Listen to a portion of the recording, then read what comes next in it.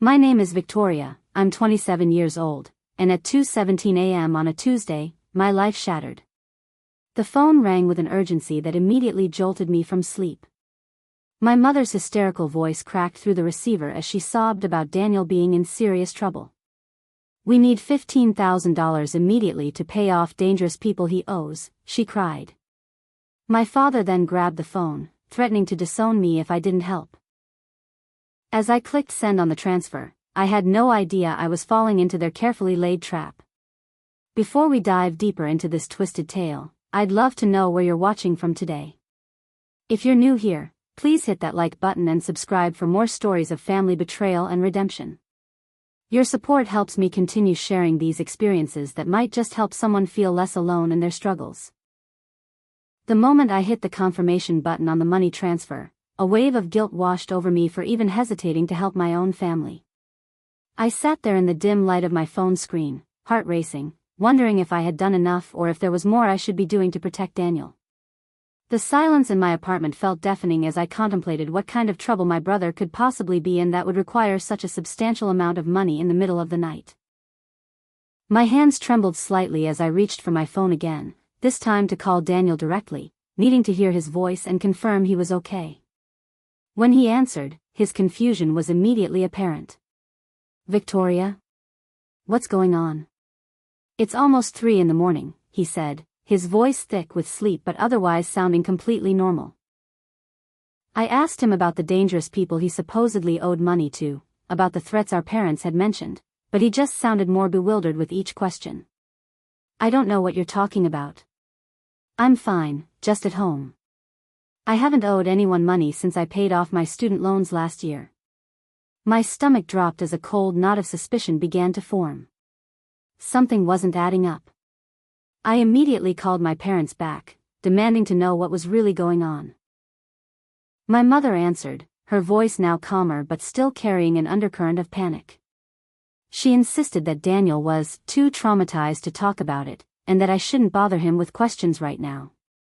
"He's been through enough," she said, her tone shifting to one of maternal concern that almost made me doubt myself. But the seed of doubt had already been planted, and it was rapidly growing. The next day, unable to shake my suspicions, I drove to Daniel's apartment. When he opened the door, I was relieved to see he appeared completely unharmed, no bruises, no signs of distress, just the same laid-back brother I'd always known. As we sat in his living room, I gently probed for information about any financial troubles he might be facing. He looked at me with genuine confusion as he reiterated that he had no debts and no idea what our parents were talking about. "I haven't even spoken to Mom and Dad in over a week," he said, checking his phone call log to prove it. That's when I knew for certain that something deeply wrong was happening. I confronted my parents that evening, showing them text messages from Daniel confirming he had no debts and hadn't spoken to them recently. Their response was swift and coordinated. "He's lying to protect us," my father declared sternly. "He doesn't want you to worry about him." My mother chimed in with tears in her eyes, "He's always been too proud to admit when he needs help. We're just trying to protect him from himself." Their explanations felt rehearsed, almost theatrical in their delivery. When I checked my bank account later that night, I discovered the $15,000 had been immediately withdrawn from my parents' account in cash. When I questioned them about this, they claimed they had to meet Daniel's debt collectors in person and that these people only accepted cash transactions. "They're dangerous people, Victoria," my mother insisted. We couldn't risk leaving a paper trail. The story was becoming more elaborate with each telling, the details more specific and yet somehow less believable.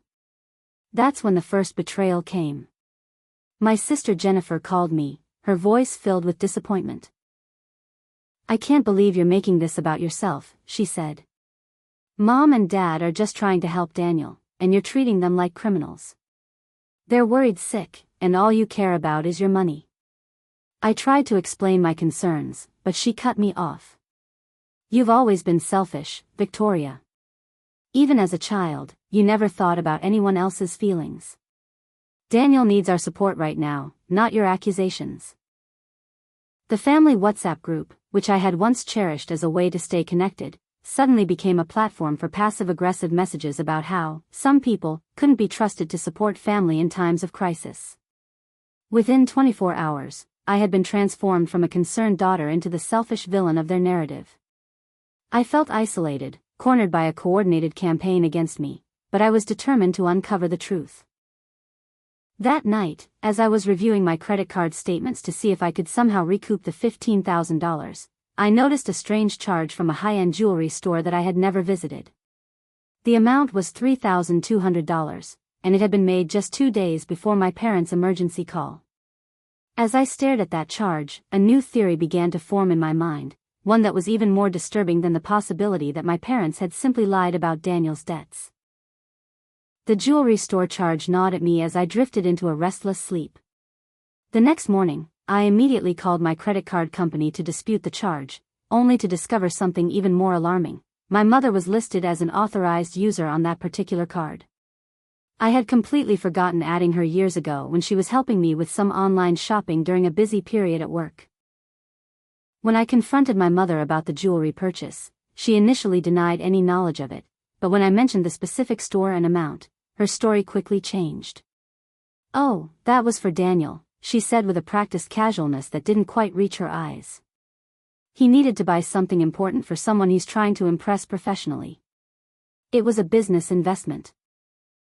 The explanation was vague and unconvincing, but what was more disturbing was how quickly she had adapted her story when caught in a lie. I immediately removed her as an authorized user from all my accounts, changing passwords and security questions across the board. But the damage was already done. As I began reviewing all my financial statements more carefully, I discovered multiple unauthorized charges totaling over $8,000 across various accounts.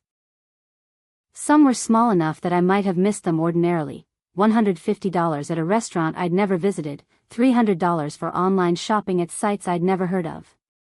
Others were more substantial, like the jewelry purchase and a $2,500 charge at a luxury department store. Each discovery felt like another violation, another piece of evidence that my own mother had been systematically stealing from me. The second attack came without warning. I was in the middle of an important presentation at work when my boss, Mr. Harrison, asked to speak with me privately afterward. His expression was concerned as he closed the door to his office. "Victoria, your father called earlier today," he began gently. "He's quite worried about you. He mentioned you've been going through some mental health challenges lately, having trouble distinguishing reality from fiction." I felt my face flush with embarrassment and anger as I explained the situation with my parents and the missing money. Mr. Harrison listened patiently, but I could see the doubt in his eyes. "Family matters can be complicated," he said diplomatically, "but perhaps it might be wise to take some personal time to sort things out." The implication was clear: my father had successfully planted seeds of doubt about my mental stability with my employer. My professional reputation, something I had worked tirelessly to build over the years, had been tarnished with a single phone call. The second betrayal came that evening when Daniel called me. I had been clinging to the hope that he would eventually see through our parents' manipulation and stand by me.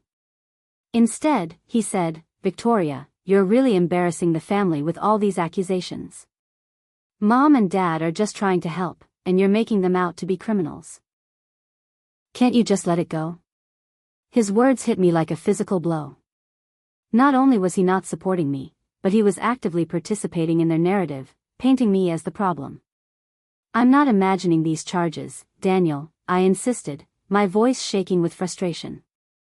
"Mom stole from me. Dad called my boss and told him I'm mentally unstable. How can you not see what's happening?" There was a long pause before he responded, "I think you might be overreacting. Maybe you should talk to someone about these trust issues you have with the family." The conversation ended abruptly when he claimed he had another call, leaving me feeling more alone than ever.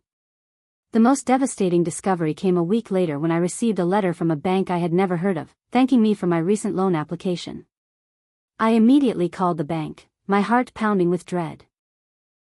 The customer service representative confirmed that someone had applied for a $20,000 personal loan in my name 2 weeks ago, using my social security number and other personal information. The loan had been approved, and the funds had already been disbursed to an account in my mother's name.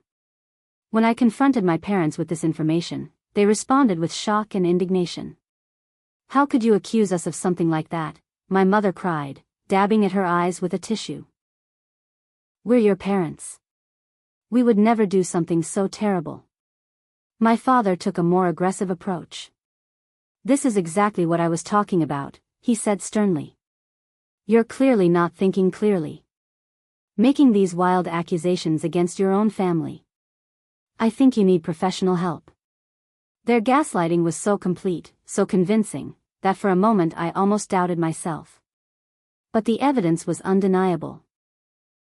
My signature had been forged, my identity stolen, and my own parents were the perpetrators. I filed a police report that same day, but when the officer contacted my parents for their statement, they claimed I was mentally unstable and making false accusations due to paranoia. They even produced a letter from a family friend who was a therapist, though not mine, stating that I had a history of emotional instability. This was my first near defeat. Sitting in the police station, listening to the officer explain that without more concrete evidence, this was essentially a he said, she said situation, I felt completely overwhelmed. My own family had turned against me, stolen from me, lied about me, and now they were painting me as mentally ill to discredit me. I left the police station feeling defeated, but I wasn't ready to give up yet. That's when I decided to contact a lawyer my friend had recommended. After explaining the situation, the lawyer advised me to gather as much evidence as possible before taking legal action. "Documentation is everything in cases like this," she explained. "You need to build a paper trail that clearly shows a pattern of fraudulent behavior." As I drove home from her office, a new determination began to form. If my family wanted to play dirty, I would need to be smarter, more strategic. That's when I decided to install hidden cameras in my apartment. If they were going to continue coming after me, I wanted to have undeniable proof of whatever they might try next. The decision to install hidden cameras in my own home felt like a significant escalation, but after everything that had happened, I knew I needed to protect myself. I spent the entire weekend researching and purchasing small, discreet cameras that could be hidden in plain sight. One disguised as a smoke detector in the living room, another in a fake plant on my bookshelf, and a third in a digital clock in my bedroom. The installation process made me feel like a character in a spy movie, checking angles, testing connectivity, and ensuring the footage would be saved to a secure cloud server that only I could access. There was something deeply unsettling about turning my home, my sanctuary, into a surveillance zone, but the alternative, being vulnerable to my family's schemes, was even worse. Within 3 days of installing the cameras, I caught my first piece of evidence. I was at work when I received a notification on my phone that motion had been detected in my apartment. I opened the app and watched in disbelief as my sister Jennifer used a spare key I had given her years ago to let herself into my home. She moved with a familiarity that suggested this wasn't her first unauthorized entry. She went directly to my desk in the corner of the living room, opened the drawer where I kept important documents, and began taking photos with her phone. She spent nearly 20 minutes going through my personal files, taking pictures of my bank statements, tax returns, and even my passport. When she finished, she carefully arranged everything back as she had found it, as if trying to leave no trace of her intrusion. I felt sick watching the footage. This wasn't just about money anymore. This was a violation of my privacy, my trust, and my basic sense of security. When I confronted Jennifer that evening, she didn't even try to deny it. "I was just checking on you," she said defensively. "After what Dad told Mr. Harrison about your mental state, I was worried. I wanted to make sure you were taking care of your responsibilities." Her explanation was so transparently false that I almost laughed. "You went through my personal documents because you were worried about me?" I asked incredulously. "That doesn't even make sense, Jennifer." Her demeanor shifted from defensive to aggressive. "You're the one who's not making sense, Victoria. Paranoia is a symptom of mental illness, you know. Maybe you should listen to what people are trying to tell you." The conversation ended with her storming out, leaving me more convinced than ever that my family was orchestrating a coordinated campaign against me. The third attack came 2 days later in the form of a court summons. Jennifer had filed for a temporary restraining order against me, claiming I had threatened her during our confrontation. The affidavit described me as emotionally unstable and potentially violent, complete with fabricated details about our argument that painted me as the aggressor. I was served with papers at work, in front of several colleagues, adding public humiliation to my growing list of grievances. The hearing was scheduled for the following week, and Jennifer had already secured a witness, our brother Daniel, who was prepared to testify that I had a history of emotional outbursts and that he feared for Jennifer's safety. This was the third betrayal, and perhaps the most painful. Daniel wasn't just siding with our parents and Jennifer, he was actively participating in their legal attack against me, willing to lie under oath to support their narrative. As I sat in my apartment that night, surrounded by legal documents and feeling more isolated than ever, I realized I couldn't fight this battle alone. That's when I decided to hire a private investigator. I found Michael through a recommendation from my lawyer. He was a former detective who now specialized in domestic cases involving financial fraud and family disputes. When we met, I laid out everything that had happened. The $15,000, the unauthorized credit card charges, the forged loan, Jennifer's trespassing, and now the false restraining order. Michael listened patiently, taking notes and occasionally asking clarifying questions. When I finished, he leaned back in his chair and studied me for a moment. "This is a classic case of familial financial exploitation," he said, "but with some particularly sophisticated elements. Your parents aren't just stealing from you. They're trying to discredit you completely to prevent you from fighting back." He agreed to take the case, and his first step was to conduct a comprehensive background check on my family members, focusing on their financial history and any potential legal troubles. Within a week, Michael had uncovered something that changed everything. My parents had been gambling heavily for years, visiting casinos several times a month and accumulating substantial debts. He found records of them taking out high-interest loans, maxing out credit cards, and even taking a second mortgage on their home without telling anyone. The $15,000 I had sent them had been deposited into their account and immediately withdrawn in cash, likely to pay off loan sharks who were threatening them over gambling debts. "They targeted you because you're the most successful financially," Michael explained. "They saw you as their way out of a financial hole they dug for themselves." The discovery was both a relief and a source of anger. It wasn't just random theft, it was a calculated plan to exploit their own daughter. Michael became my first real ally in this fight, someone who believed me and had the skills to help me gather the evidence I needed. Together, we began building a case against my family, collecting documentation of their financial crimes and their attempts to discredit me. As we worked, I started to feel a glimmer of hope that justice might be possible. But that hope was short-lived. The next day, Michael called me with disturbing news. "I think we need to be more careful," he said, his voice unusually serious. "I found evidence that your parents have been planning to have you declared mentally incompetent to gain control of your assets." He had intercepted emails between my parents and a psychiatrist who had previously been disciplined for unethical practices. They were discussing how to use my paranoia and accusations against me, planning to have me evaluated and declared unable to manage my own affairs. The realization that they were planning such an extreme measure sent a chill down my spine.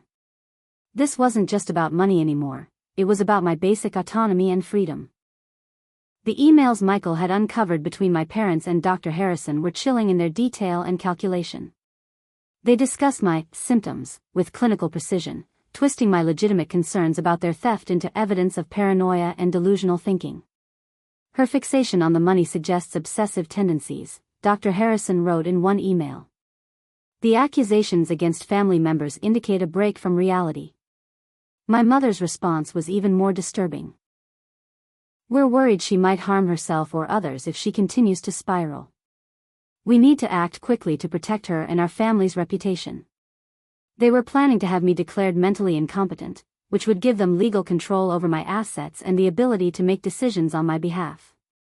It was the ultimate violation, not just stealing from me, but stealing my very identity and autonomy. Michael and I worked quickly to prepare for their next move, gathering evidence of their financial crimes and their conspiracy to have me declared incompetent. We filed a complaint with the medical board against Dr. Harrison, documenting his unethical involvement in their scheme. But my parents moved faster than we anticipated. The fourth attack came on a Wednesday morning when 2 police officers appeared at my door with court papers for a 72-hour psychiatric hold. "We have a court order for an emergency mental health evaluation," one of the officers explained, his expression professional but not unkind. "Your parents and sister have expressed serious concerns about your mental state and potential for self-harm." I tried to present the evidence I had gathered, the financial records, the emails, the proof of their theft, but the officers explained that their hands were tied. When a family member expresses concerns about potential self-harm, we're required by law to take those seriously, the second officer said apologetically. "You'll be evaluated at Riverside Medical Center, and if the doctors determine you're not a danger to yourself or others, you'll be released." The ride to the hospital was one of the lowest moments of my life. I sat in the back of the police car, watching the city pass by through the barred windows, feeling completely powerless. My own family had managed to have me legally detained against my will, using the system meant to protect vulnerable people as a weapon against me. This was my second near defeat. As I was admitted to the psychiatric ward, the reality of my situation began to sink in. If the doctors believed my family's lies, I could lose everything: my freedom, my assets, my ability to make decisions about my own life. The psychiatric evaluation process was dehumanizing and invasive. I was asked questions about my mental health history, my thoughts, my beliefs, my relationships. Each question felt like a test, and I knew that the wrong answer could be used against me. The psychiatrist assigned to my case, Dr. Evans, seemed sympathetic but was clearly influenced by the detailed narrative my parents had provided. "Your family is very concerned about you," she said gently. "They say you've been making accusations that don't align with reality, that you've been increasingly paranoid and agitated." I tried to explain the situation, to show her the evidence I had on my phone, but she seemed to view my insistence as further proof of my delusional thinking. "People experiencing paranoia often believe they're being persecuted or conspired against," she explained patiently. "It's a common symptom, but one that can be managed with the right treatment." I spent that first night in the hospital feeling utterly defeated. The sterile white walls, the locked doors, the regular checks by nursing staff, it all felt like a preview of the life my parents had planned for me. That's when my second ally appeared. Her name was Emily, a night shift nurse who had been working on the psychiatric unit for over 15 years. Something about her demeanor, professional but not dismissive, observant but not judgmental, made me feel like I could trust her. During her rounds, she noticed how carefully I had organized my belongings, how I had been taking notes on our conversations, how I had been researching my legal rights on the hospital's computer. "You seem very organized and coherent for someone who's supposedly having a psychotic break," she remarked quietly during one of her checks. I took a chance and shared my story with her: the theft, the conspiracy, the false accusations. To my surprise, she listened without judgment, asking thoughtful questions that suggested she was taking me seriously. "I've seen this kind of thing before," she said, her voice barely above a whisper. "Family members using the mental health system to control relatives, especially when there's money involved. It's more common than you'd think." Emily became my lifeline in that place. She helped me contact my lawyer, facilitated secure conversations with Michael, and even delayed some of the evaluation processes by raising questions about the unusual circumstances of my case. "The timing is suspicious," she told Dr. Evans. "The patient was admitted immediately after her parents filed for control of her assets. That suggests a potential conflict of interest." With Emily's help and Michael's continued investigation, my lawyer was able to file an emergency motion to dismiss the hold. The judge, upon reviewing the evidence we had gathered, agreed that there were serious questions about the motives behind my family's actions. I was released after 48 hours, but the relief was short-lived. When I returned home, I discovered that my parents had already started executing their plan.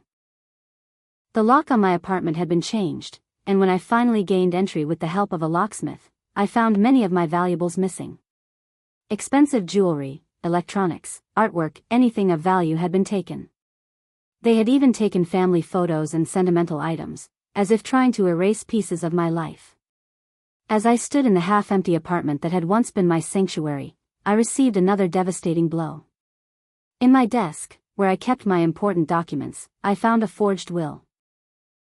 It was professionally done, complete with what appeared to be my signature, leaving all my assets to my parents in the event of my death. The document was dated just 2 weeks after I had transferred the $15,000 to them, suggesting they had been planning this escalation from the beginning. This was the fourth betrayal, and perhaps the most chilling. My own parents weren't just content to steal from me while I was alive, they had made provisions to inherit everything if I died. As I stared at that forged document, I realized the full extent of their ruthlessness. They weren't just desperate gamblers trying to solve their financial problems, they were cold, calculating criminals willing to do anything to get what they wanted. The forged will felt like the final piece in a puzzle I hadn't even realized I was solving. The document was sophisticated enough that it would have been difficult to prove it was fake without expert analysis. The signature was a near-perfect replica of mine, the formatting was professional, and the witnesses listed were people I vaguely knew from my parents' social circle. I immediately contacted Michael, who arranged for a forensic document examiner to analyze the will. "This is good work," the examiner told us after studying the document. "Whoever did this had access to examples of your signature and knew what they were doing. But there are subtle inconsistencies. Pressure points, stroke variations, that confirm it's a forgery." The confirmation came with a hefty price tag for the examiner's testimony, but I knew it was essential to proving my case. As I struggled to cover the mounting legal expenses, I realized how thoroughly my family had drained my resources. Between the $15,000 they had initially taken, the $8,000 in unauthorized credit card charges, and the $20,000 forged loan, they had siphoned off over $43,000 from me. Add to that the legal fees I was now facing, and I was looking at a serious financial crisis. I took on a second job working evenings at a local restaurant, trying to earn enough money to fund my legal battle while still maintaining my full-time position. The exhaustion was overwhelming, but the alternative, giving up and letting my family win, was unthinkable. The fifth betrayal came during the initial hearing on the forged will. My Aunt Evelyn, who had always been my favorite relative, someone I had trusted and confided in throughout my childhood, took the stand as a witness for my parents. "Victoria has always been unstable," she testified, her voice steady as she looked directly at me. "Even as a child, she had episodes where she would make up stories and believe they were real. Her parents had been worried about her for years." I sat in the courtroom, stunned into silence. Evelyn had been at my high school graduation, my college commencement, my first professional art show. She had held my hand at my grandmother's funeral and told me I could always count on her. Now she was painting me as mentally ill to support my parents' theft. After the hearing, I tried to speak with her, to understand why she would betray me like this. "Their family, Victoria," she said, avoiding eye contact. "Family sticks together. Sometimes you have to choose sides, and I chose them." Her words cut deeper than any of the financial losses. This wasn't just about money anymore, it was about the complete destruction of my family relationships, the realization that people I had trusted my entire life were capable of such betrayal. I felt completely alone except for Michael and Emily, who had become my true allies in this battle. Michael continued to dig deeper into my parents' activities, uncovering a pattern of financial manipulation that extended beyond just me. He found evidence that they had targeted extended family members over the years, borrowing money that was never repaid, managing elderly relatives' finances in ways that benefited themselves, and even selling family heirlooms without permission. "This has been their lifestyle for years," Michael explained. "You're just the most recent and most lucrative target." The first antagonist's dangerous trick came when my father contacted several of my freelance design clients, introducing himself as my concerned father, and explaining that I was going through some mental health challenges that might affect my reliability. He suggested they might want to find another designer for their projects, just in case I became unstable and couldn't complete the work. Within a week, I had lost 3 major clients, representing over $15,000 in projected income. The financial blow was devastating, but the professional damage was even worse. My reputation in the industry, something I had spent years building, was being systematically dismantled by my own father. I was now facing financial ruin, with mounting legal bills, lost income, and the ongoing expenses of trying to recover what my family had stolen. There were days when I wondered if it would be easier to just give up, to let them have what they wanted and try to rebuild my life from scratch. But each time I considered this, would remember the forged will, the psychiatric hold, the way they had systematically tried to destroy me, and my determination would return. I wasn't just fighting for money anymore, I was fighting for justice, for the truth, for the right to live my life without being preyed upon by the people who were supposed to love and protect me. As Michael and I prepared for the next phase of our legal battle, we discovered something that changed the entire dynamic of the conflict. My parents had begun targeting Michael, attempting to discredit him and destroy his professional reputation. They had filed a formal complaint with the Private Investigator Licensing Board, claiming he was helping me harass them and engaging in unethical practices. The complaint was detailed and well-crafted, suggesting they had spent considerable time and resources preparing this attack. "They're trying to isolate you completely," Michael told me when he shared the news. "If they can discredit me, you'll lose your primary source of support and evidence. It's a smart move, strategically speaking." I felt a surge of guilt for dragging Michael into my family's drama. He had a business to protect, a reputation to maintain. "Maybe you should step back from this," I suggested, though the thought of losing his support terrified me. Michael shook his head firmly. "I'm invested in this now, Victoria. Not just professionally, but personally. What your family is doing is wrong, and I'm going to see this through to the end, whatever it takes." His loyalty was a lifeline in the storm of betrayal I was navigating, but I worried about the cost to him personally and professionally. Little did we know that my parents had even more sinister plans in store for Michael, attacks that would push him to the brink of losing everything he had worked for. The complaint against Michael with the licensing board was just the beginning of my parents' campaign to destroy my allies. The investigation was swift and thorough, as the board took allegations of unethical conduct seriously. Michael was required to submit detailed documentation of all his interactions with me, including invoices, communication records, and evidence he had gathered. The process was time-consuming and expensive, requiring him to hire an attorney to represent him before the board. While the investigation was ongoing, Michael's ability to take on new cases was severely limited, impacting his income and reputation.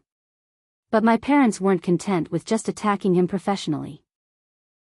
The second antagonist's dangerous trick came when Jennifer filed a sexual harassment complaint against Michael, claiming he had made inappropriate advances during their professional relationship. The complaint was detailed and specific, describing incidents that had never occurred, complete with dates, locations, and supposed conversations. "He used the investigation into your family as an excuse to spend time alone with me," Jennifer claimed in her formal statement. "He made several inappropriate comments about my appearance and suggested that he could make the investigation go away if I was friendly with him." The allegations were completely fabricated, but they were damaging enough that Michael was immediately suspended pending investigation. I was horrified when I learned what Jennifer had done. This wasn't just about discrediting Michael anymore, it was an attempt to destroy his life completely. Sexual harassment allegations could ruin his career permanently, regardless of whether they were true. "I'm so sorry, Michael," I told him when we met after his suspension. "I never should have dragged you into this. This is all my fault." Michael shook his head, though I could see the strain in his eyes. "This isn't on you, Victoria. Your family made these choices, not you. We knew they would fight dirty, we just didn't realize how dirty they would fight." The investigation into Jennifer's claims was invasive and humiliating for Michael. He had to account for his time, provide alibis for the dates Jennifer mentioned, and submit to questioning about his personal life and professional conduct. The financial cost was mounting rapidly, as legal fees and lost income took their toll. I offered to help pay his legal expenses, but he refused. "This is my battle now too," he insisted. "Your family attacked me directly. I'm not going to let them get away with it." The attack on Emily came next.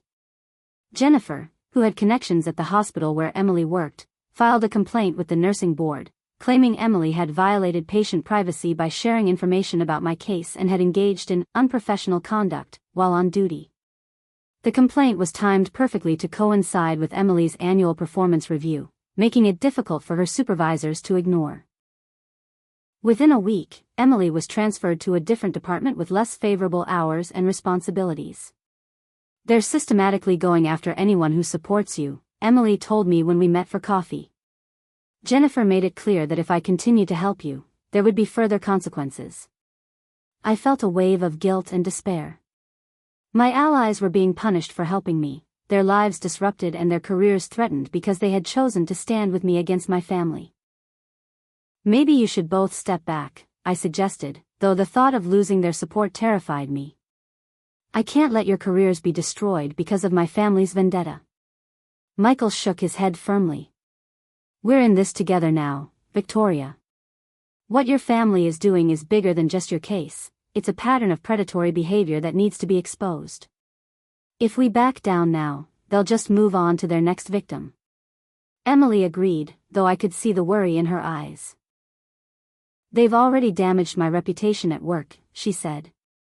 "At this point, backing down won't undo that. We might as well see this through to the end." Despite their brave words, I could see the toll this was taking on both of them. Michael's investigation was dragging on, with no clear resolution in sight. Emily was struggling in her new department, facing hostility from colleagues who believed Jennifer's version of events. I felt increasingly isolated, but more determined than ever to see this through to the end. That's when I decided to go public with my story. I had been hesitant to share my family's betrayal with the world, worried about the personal embarrassment and professional repercussions. But as I watched my allies being attacked and my own resources dwindling, I realized that secrecy was my family's greatest weapon. By keeping their crimes hidden, I was allowing them to continue their predatory behavior without consequence. I reached out to Angela, a journalist I had seen covering stories of financial fraud and family exploitation. Her work was known for being thorough, compassionate, and focused on exposing systemic issues rather than just sensational individual cases. When we met, I was nervous about sharing my story with a stranger, but Angela immediately put me at ease. "I've heard variations of your story many times," she said gently as I laid out the evidence I had gathered. "Familial financial exploitation is more common than most people realize, especially when gambling addiction is involved. Your parents' tactics are particularly sophisticated, but the pattern is familiar." Angela agreed to investigate further, not just my story but the broader issue of financial exploitation within families. She spent weeks conducting interviews, reviewing documents, and researching similar cases. As the story began to take shape, she discovered that my parents had a history of targeting extended family members, with several cousins coming forward with similar stories of financial manipulation. "They've been doing this for years," Angela told me as she shared her findings. "They start small, borrowing money that's never repaid, then escalate to more sophisticated schemes like forgery and identity theft. You're just the most recent target, and potentially the most lucrative." The story was scheduled to run in a major publication with a national readership. As the publication date approached, my family got wind of what was coming. The panic in their communications was palpable. Michael had intercepted emails between my parents and their attorney discussing strategies for damage control. They offered me a settlement, $50,000 if I agreed to drop all legal action and keep their crimes confidential. "Think of your family's reputation," my mother pleaded during a rare phone call. "Do you really want to air our dirty laundry in public? We're willing to make this right if you'll just give us a chance." The offer was tempting in a way.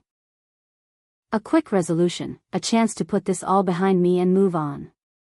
But as I considered their proposal, I realized that it wasn't just about money anymore. It was about accountability, about preventing them from targeting someone else in the future. I refused their offer, determined to see this through to the end. My family attempted to have the story blocked with a cease and desist letter, claiming it would violate their privacy rights and cause irreparable harm to their reputation. Angela's publisher refused to back down, citing the public interest in exposing patterns of financial exploitation. As the publication date drew closer, my family's tactics became increasingly desperate. They created fake social media accounts and began posting evidence of my mental instability, photoshopped images, fabricated conversations, and distorted versions of events that painted me as the villain and them as the victims. Victoria has always been troubled, one post claimed. We've tried to help her, but she refuses treatment and lashes out at anyone who tries to intervene. The campaign of disinformation was sophisticated and widespread, suggesting they had spent considerable time and resources preparing for this battle. But despite their efforts, the story was published as scheduled, and the response was immediate and overwhelming. The morning the story broke, I woke up to hundreds of notifications on my phone. Angela's article, titled Family Betrayal. How one woman's parents systematically stole her fortune and tried to have her declared mentally incompetent, had gone viral overnight. The publication had promoted it heavily on social media, and readers were sharing it widely, adding their own stories of similar experiences with family financial exploitation. The article was thorough and detailed, featuring not just my story but the broader pattern of my parents' behavior across multiple family members. Angela had interviewed several cousins who shared similar experiences of being manipulated financially, creating a compelling narrative of a family predator that operated with impunity for years. The response was immediate and overwhelming. My email inbox and social media accounts were flooded with messages from strangers who had experienced similar betrayals. "Thank you for sharing your story," one message read. "I thought I was the only one whose parents treated me this way.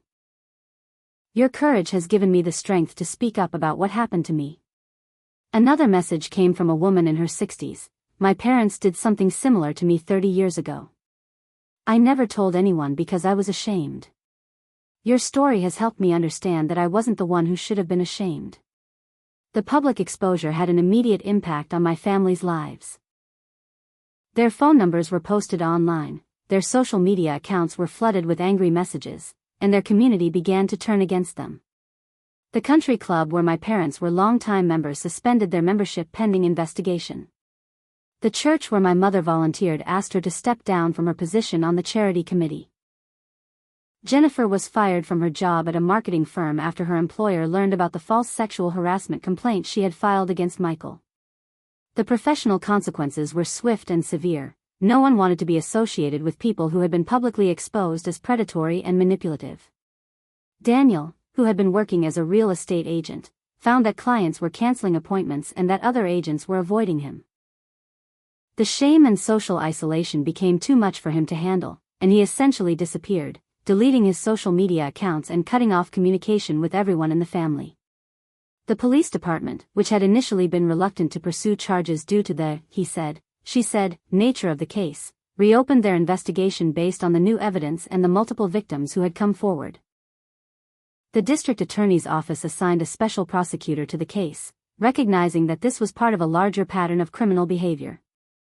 My parents were arrested at their home in a dramatic early morning raid that was captured by news helicopters and broadcast on the morning news. The charges were extensive: fraud, forgery, identity theft, elder abuse, for targeting elderly relatives, and conspiracy to commit false imprisonment, for the psychiatric hold. Jennifer was also arrested for filing false reports and perjury related to the restraining order and sexual harassment complaint. The arrests were covered extensively by local and national media, turning my family's private crimes into a public spectacle. Watching my parents being led away in handcuffs on television was a surreal experience. On one hand, it was satisfying to see them finally facing consequences for their actions. On the other hand, there was a sense of loss and grief for the family I once had, for the relationships that had been destroyed by their greed and manipulation. The trial was scheduled for 6 months later, giving me time to prepare for what would be an emotionally draining experience.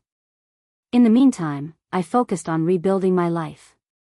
I moved to a new apartment in a different neighborhood, changed my phone number, and took steps to protect my identity and financial information.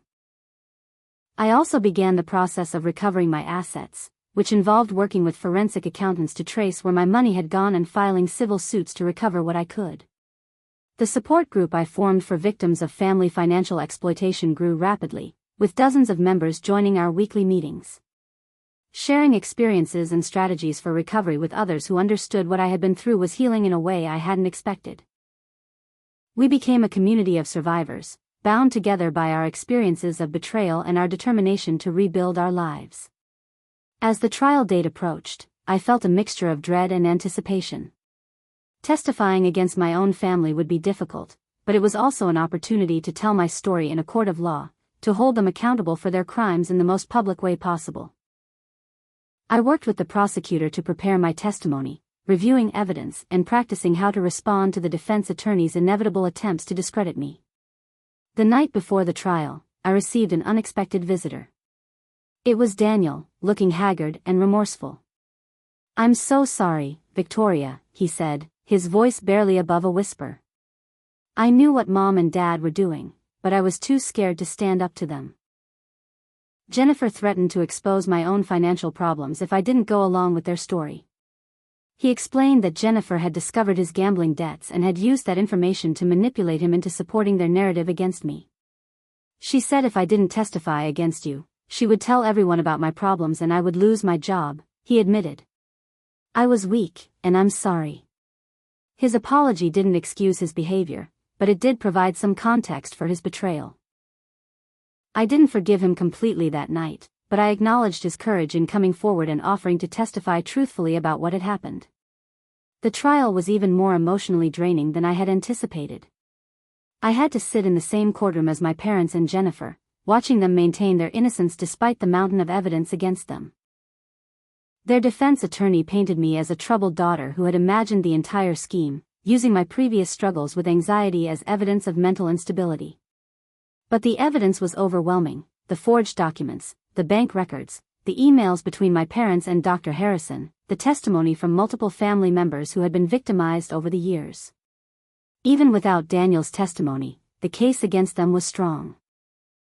When it was my turn to testify, I felt surprisingly calm as I described everything that had happened: the initial phone call demanding money, the discovery of the unauthorized charges, the forged loan, the psychiatric hold, the forged will.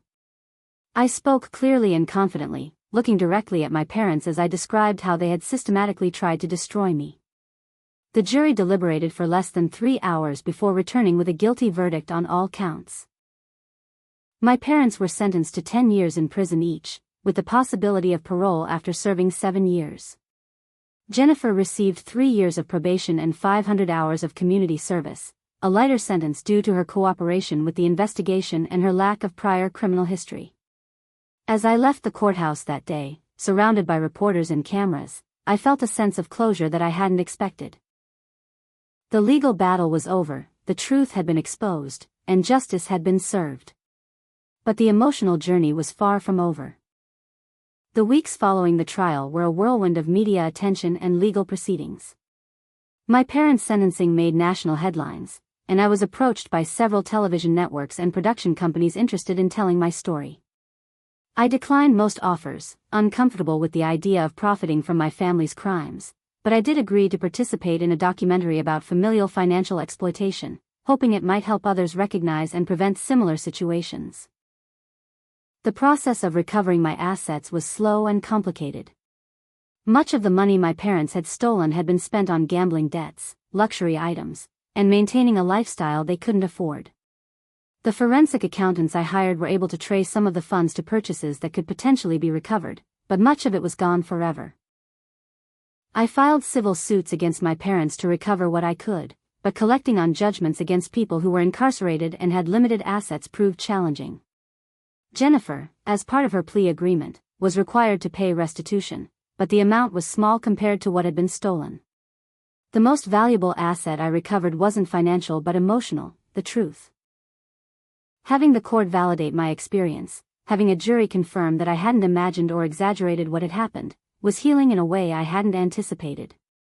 For so long, my family had tried to gaslight me into believing I was the problem, that I was mentally unstable and paranoid. Having the legal system affirm that I was, in fact, the victim of a sophisticated criminal conspiracy was deeply validating. The support group I had formed continued to grow, with new members joining each week. We met in a community center conference room every Tuesday evening, sharing our stories and offering support and advice to one another.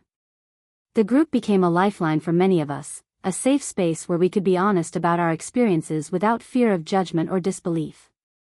Before I found this group, I thought I was the only one, a new member named Brenda said during one meeting. My parents stole my inheritance, and when I confronted them, they told everyone I was greedy and ungrateful. I lost friends, I lost relationships with extended family members. It's been so healing to know I'm not alone. As the months passed, I began to rebuild my professional life. Some of my former clients returned, apologizing for doubting me when my father had contacted them. Others were lost forever, but I gradually built my client base back up, focusing on design work that felt meaningful and fulfilling. I also started a small business helping others protect themselves from financial exploitation, offering services like document review, financial planning, and education about common scams and tactics used by predatory family members. Emily, whose reputation had been damaged by Jennifer's false complaints, eventually won a wrongful termination suit against the hospital and received a settlement that allowed her to start her own private practice as a psychiatric nurse practitioner. We remained close friends, meeting regularly for lunch and supporting each other through the ongoing process of healing from our experiences. Michael's license was eventually reinstated after the investigation into Jennifer's claims concluded that they were completely unfounded. He returned to his work as a private investigator, but with a new focus on cases involving familial financial exploitation. He became a valuable resource for my support group members, offering investigative services at reduced rates for those who needed help gathering evidence against family members.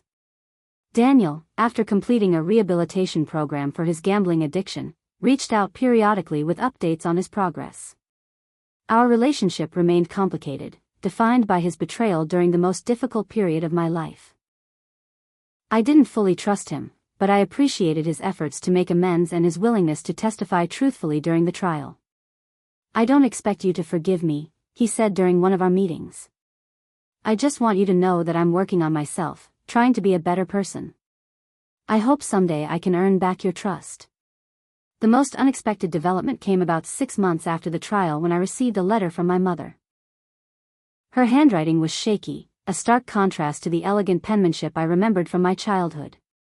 The letter was short and to the point, expressing remorse for her actions and acknowledging the pain she had caused.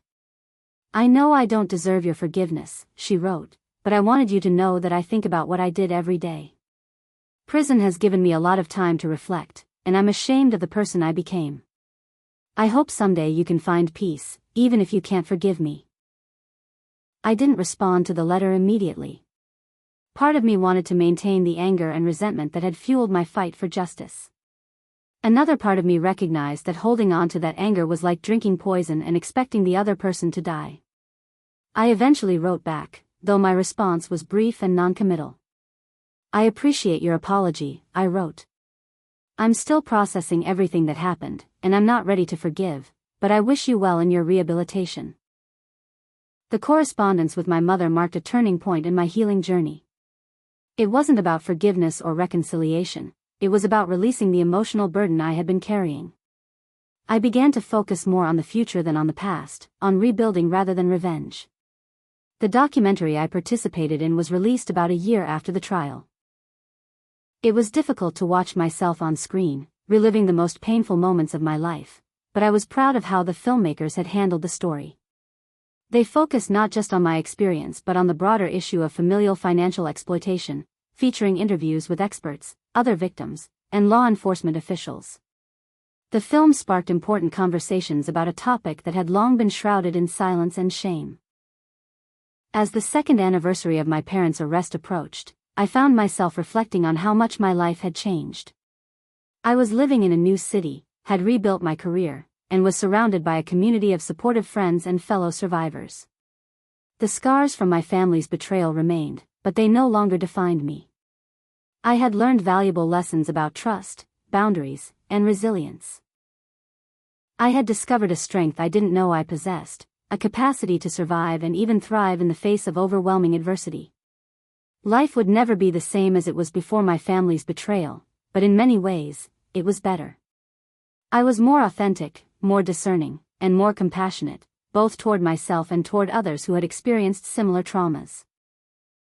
The journey from victim to survivor to advocate had been painful but transformative, and I was grateful for the person I had become through the process. The third anniversary of my parents' conviction found me in a place I never could have imagined during those dark days of betrayal and legal battles. I was standing in front of a room full of social workers, attorneys, and law enforcement officers, delivering the keynote address at a conference on elder financial exploitation. My presentation, titled From Victim to Advocate, Transforming Trauma into Purpose, focused on the importance of recognizing the signs of familial financial abuse and implementing protective measures for vulnerable individuals. We often think of financial exploitation as something that happens to strangers, perpetrated by anonymous criminals, I told the audience. But the reality is that the most common perpetrators are family members. People we trust, people we love, people we never imagined could betray us. As I spoke, I thought about how far I had come from that terrified young woman who sat in a psychiatric ward, feeling powerless and alone.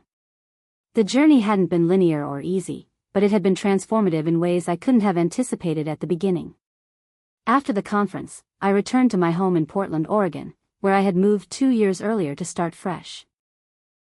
The city's progressive values and vibrant creative community had provided the perfect environment for rebuilding my life and career. My design business was thriving, with a focus on creating accessible and sustainable spaces for community organizations and nonprofits.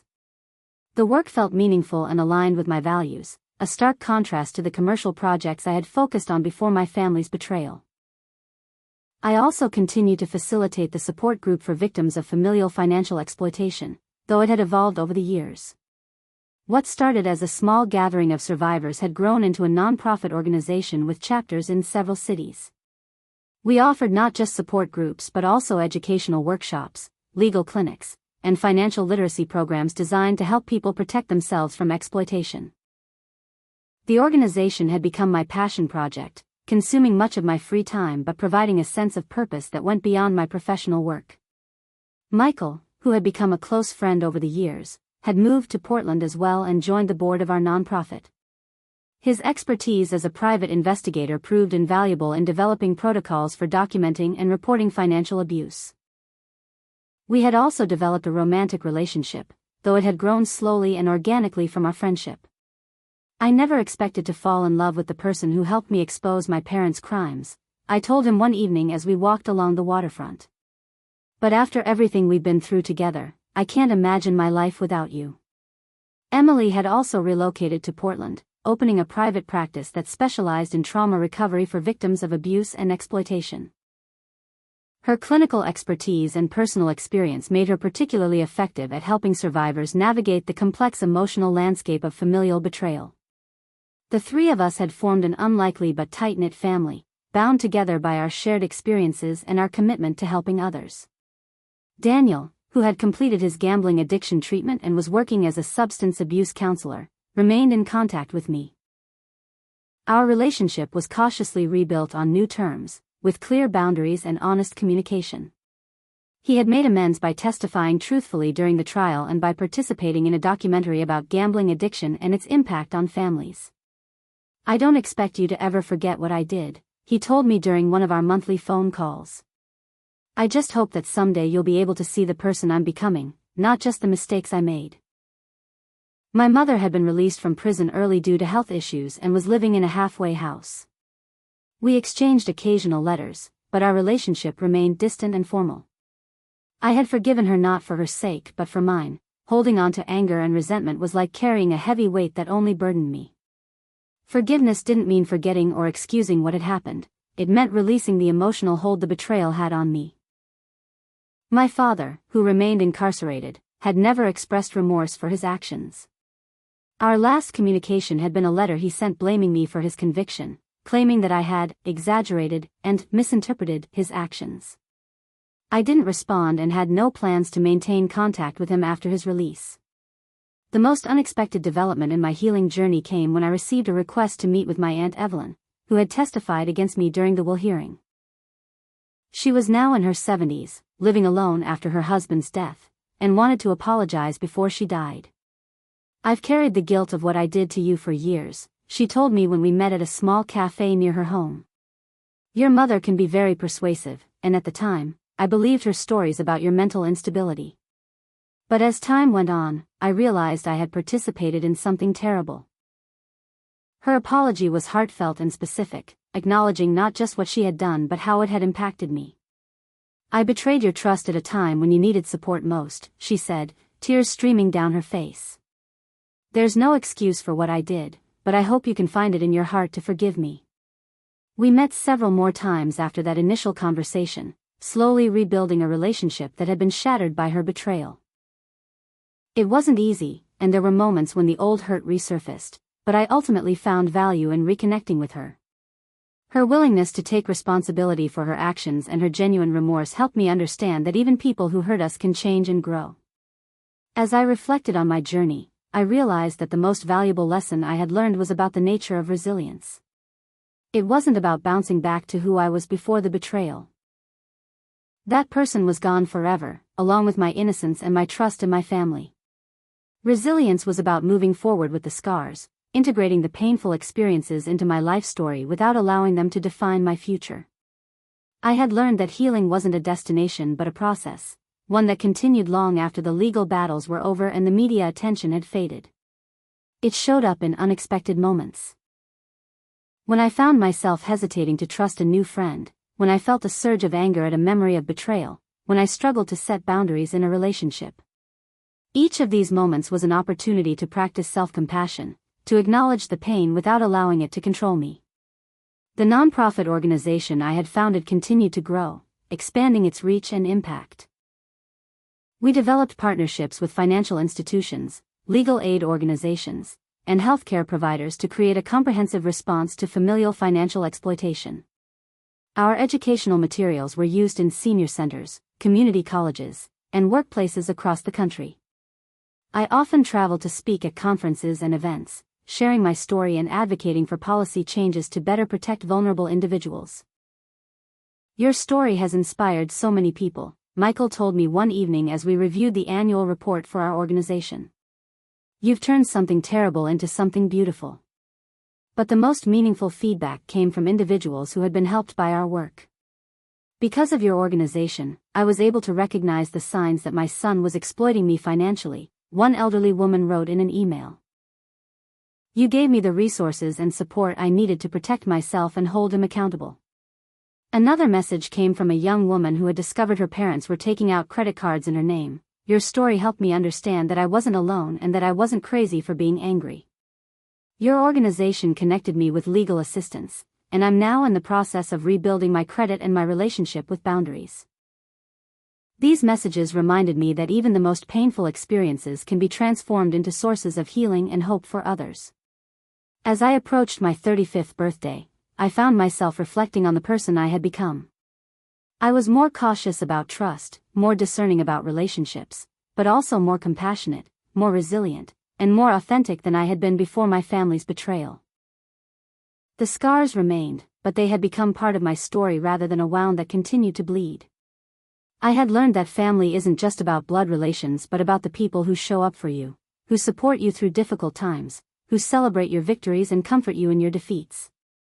My chosen family, Michael, Emily, Daniel, and the close friends I had made over the years, provided the love and support that my biological family had failed to offer. The journey from victim to survivor to advocate had been long and challenging, but it had also been rewarding in ways I couldn't have imagined. I had discovered a strength I didn't know I possessed, a voice I didn't know I had, and a purpose I wouldn't have found without experiencing the pain of betrayal. As I looked toward the future, I felt a sense of peace and optimism that had once seemed impossible. The darkness of those years had given way to light, not because the betrayal had been erased but because I had learned to integrate it into my life story in a way that allowed for growth and meaning. Life lesson: sometimes the hardest betrayals teach us the most important lessons about ourselves and our capacity to survive, heal, and even thrive in the face of overwhelming adversity. The family we're born into doesn't always define us. Sometimes, the family we create through shared values, mutual support, and genuine care is the one that truly sustains us. Open ending: as I locked up the office of our nonprofit organization one evening, my phone rang with an unknown number. I hesitated for just a moment before answering, a small smile forming on my face as I realized how far I had come from the terrified young woman who used to dread unexpected phone calls. "Hello?" I said, my voice steady and confident, ready for whatever the future might bring. What about you? Have you ever experienced betrayal from someone you trusted? How did you handle it, and what did you learn from the experience? I'd love to hear your stories in the comments below. If you found this story meaningful, please consider sharing it with someone who might need to hear it. And don't forget to like and subscribe for more stories of resilience, healing, and transformation. Thank you for being part of this community, and I wish you strength and courage on your own journey, wherever it may lead you.